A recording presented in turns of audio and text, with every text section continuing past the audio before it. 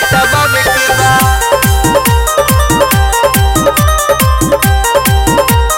Music by Kundan Raj.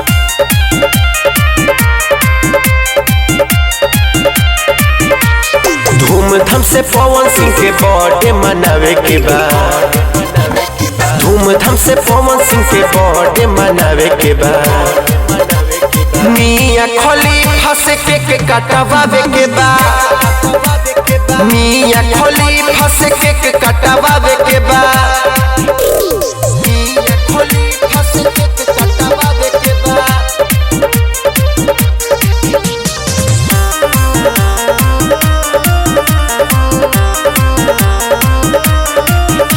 व्यवस्था रही tight नहीं रही तनिको ढील हो भले लोग कहे खाती कही असलील हो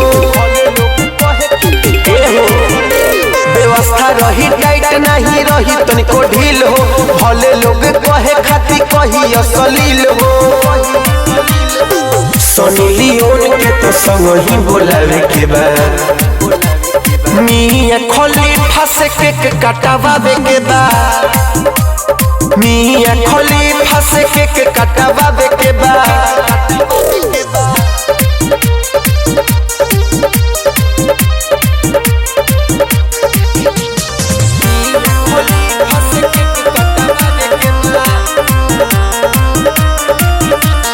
बड़े बड़े लोग सेलिब्रेट करी 5 के खाती के मजा सभेली लो नाच के भैया हो बड़े बड़े लोग सेलिब्रेट करी 5 के खाती के मजा सभेली लो नाच के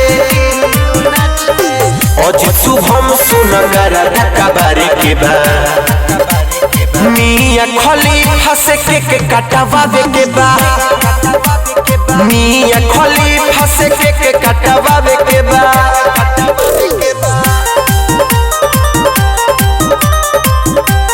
म्यूजिक बाय कुंदन राज।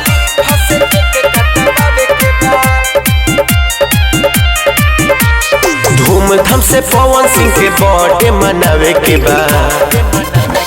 धूमधाम से पवन सिंह के बर्थडे मनावे के बा मियां खलीफा से केक कटवावे के बा मियां खलीफा से केक कटवावे के बा मियां खलीफा से केक कटवावे के बा।